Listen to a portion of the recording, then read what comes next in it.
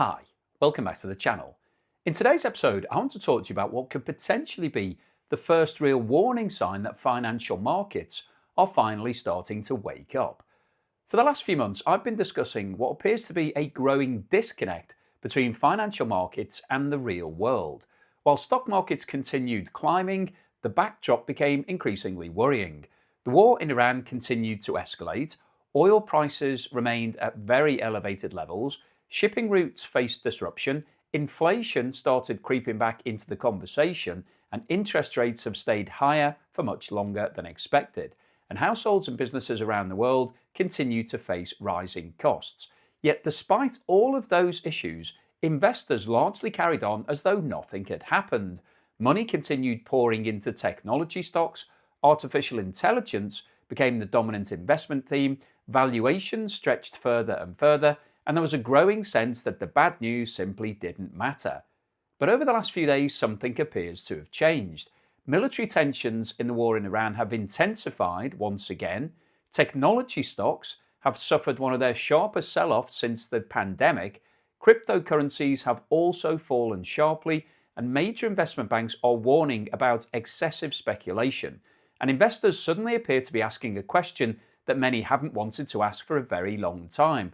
What if the risks actually matter? What if the markets become detached from reality? And perhaps most importantly of all, is this where the crash begins? Now, before we get into the details of all of this, could I ask anybody that hasn't subscribed yet to please hit that red subscriber button? Really does help me with the algorithm and also puts a smile in my face. And I also wanted to mention that my competition, where you can win my property close to one of the best beaches in the UK or a cash alternative prize, is now drawing to a conclusion. It actually closes on Friday, the 12th of June. So there's only a handful of days remaining. So if you've been thinking about entering, now's the time to do it. You can scan the QR code on the screen now or click the link in the description below. Okay, so let's start with what's going on in the Middle East, because that remains at the center of this entire story. And if you've been watching this channel, you'll know that I've repeatedly said that the longer this conflict goes on, the greater the risk that it eventually spills over into the global economy. Over the last 24 hours, we've seen another significant escalation. US forces reportedly intercepted multiple Iranian drones that were heading towards the Strait of Hormuz. Retaliatory strikes then followed against Iranian coastal radar and surveillance facilities, and Iran has subsequently responded. Security alerts were raised all across the Gulf region, air defense systems were activated in several countries, and commercial shipping operators increased monitoring activity as tensions rose once again. Now, on the surface, these incidents may appear relatively small compared with some of the major attacks that we've seen over the past few months. But the reason investors are paying close attention is because of where this is happening. The Strait of Hormuz is the most important energy choke point on the planet. Around 20% of all globally traded oil passes through that narrow stretch of water on a single day. Well, on a normal day, it doesn't at the moment. So any disruption has the potential to send shockwaves through global energy markets. And what's interesting is we haven't actually seen a full closure of the strait. Oil exports haven't stopped entirely. Tankers are still moving, but oil prices remain elevated. And why is that? Because markets don't wait for the disaster to happen. Markets price in risk. And every time another missile is launched, another drone is intercepted, or another military strike takes place, that risk premium increases. Traders begin asking uncomfortable questions. What happens if a tanker is destroyed, if it's hit by a drone or a missile? What happens if shipping companies decide that the risks have just become too high and they abandon the strait entirely?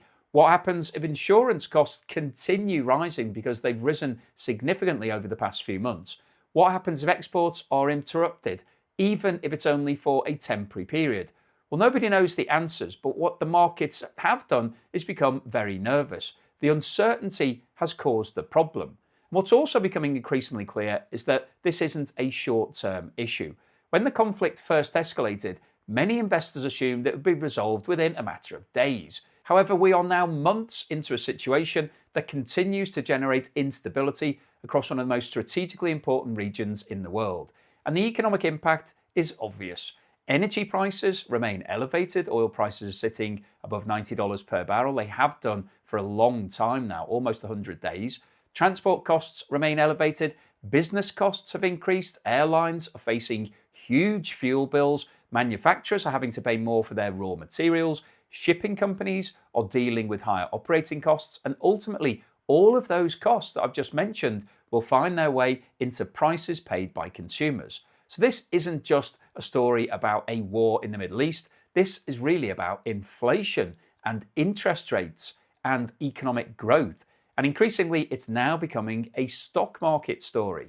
In fact, I'll go one step further. I think one of the biggest mistakes investors have made this year is assuming that markets could somehow remain completely disconnected from reality, because sooner or later, higher energy costs have to start affecting company profits. Sooner or later, those costs will also affect consumers. And at some point, the markets will have to acknowledge that this is happening in the real world and there will be an adjustment. And the big question is now whether or not that process has begun. What's particularly interesting is that the latest market sell-off wasn't actually triggered by bad economic news. Bizarrely, it was triggered by good economic news. The latest employment report coming out of the USA came in dramatically stronger than expected. Economists had been forecasting around 80,000 new jobs. Instead, the economy created 172,000. That was more than double the expectation. So usually you'd expect there to be a celebration of a strong economy. More working people equals higher income, equals more spending, equals more growth. So under normal circumstances, investors would have welcomed that report. But we're no longer living in normal circumstances because the Federal Reserve primary concern is no longer unemployment, it's inflation. And suddenly the stronger jobs report has created a completely different concern. A strong labour market combined with elevated oil prices is exactly the sort of environment that can keep inflation stubbornly high. For much of 2025, investors had been hoping that interest rates would start coming down. That's what everybody assumed would happen in 2026. That hope had been built into stock market valuations, and it's been built into technology stocks and cryptocurrencies. But if inflation remains elevated, rate cuts become very unlikely. And if rate cuts become less likely, many current valuations start looking increasingly difficult to justify. If you think about how dramatically the conversation has changed, only a few months ago, investors were asking when the Federal Reserve was going to start cutting rates. And now some analysts are openly discussing whether another increase may actually be required. That is a huge shift in sentiment.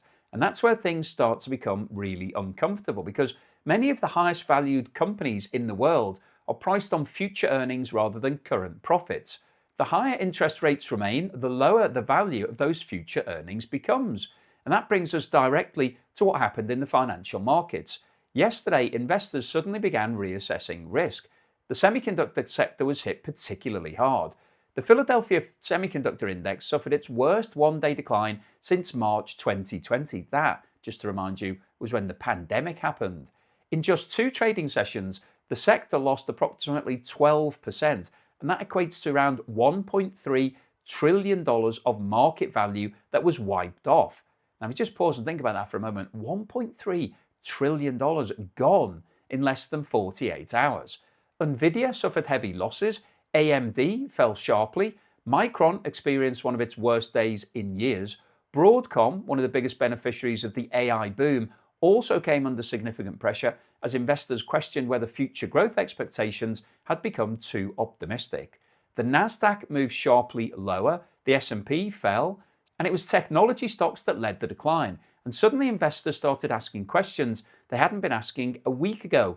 Have valuations become too high? Have expectations become unrealistic? And are investors paying far too much today for profits that may never arrive? Now, this is important because the AI trade has become one of the biggest drivers of global markets. For the last 2 years, investors have convinced themselves that artificial intelligence can justify almost any valuation. And perhaps over the longer term, it might. Artificial intelligence may well transform industries and revolutionize productivity and create entirely new business models. But markets have a habit of getting ahead of reality. Eventually, expectations become so high that even excellent results aren't enough. Basically, what's called a bubble. Companies stop being judged on whether they're performing well. Instead, they're judged on whether they're performing perfectly. And perfection is incredibly difficult to maintain. What we may have witnessed this week is the first sign that investors are beginning to question some of the assumptions underpinning the AI boom. The bigger issue is that markets have become heavily concentrated. A relatively small number of technology companies have been responsible for a huge proportion of the gains seen over the last couple of years. And as long as those stocks keep rising, confidence remains strong. But once money starts flowing out, the process can reverse surprisingly quickly. And history shows that heavily concentrated markets can become extremely vulnerable when sentiment changes. At the same time, cryptocurrencies have also come under pressure. Bitcoin has fallen sharply. It's now below $60,000 for the first time since Donald Trump took over as the president. Other digital assets have also followed. And that's significant because cryptocurrencies often act as a barometer of investor confidence. When optimism is abundant, money flows into speculative assets. When investors become nervous, those assets tend to fall the fastest. That's exactly what appears to be happening right now. For many years, supporters argued that Bitcoin would act as a safe haven. The reality is that during periods of market stress, it often behaves much more like a technology stock. And that's precisely what we've seen over the past few days. Meanwhile, money has started flowing back towards more traditional defensive assets. Gold remains near record highs. Investors continue looking for protection against inflation, geopolitical instability, and economic uncertainty. But even there, we've got concerns. Government debt remains extraordinarily high, bond markets remain vulnerable, and many investors are increasingly questioning whether genuine safety actually exists. Now let's talk about another warning sign that's emerged this week. Citigroup has published analysis suggesting that global markets are now displaying their highest levels of froth since the global financial crisis in 2008. Their bear market checklist currently shows 10 out of 18 warning indicators flashing globally. The US reading is even higher. Now, that doesn't mean a crash is guaranteed. It doesn't mean markets are definitely going to collapse. But it does suggest that valuations, investor sentiment, and speculative behavior have become increasingly stretched. The checklist looks at a wide range of indicators, including valuations, investor behavior, market concentration, corporate activity, and speculative excess. Historically, the more warning signs that begin flashing simultaneously, the greater the risk becomes. What's particularly striking is the comparison with previous market peaks. Before the dot-com crash, investors believed technology would change the world.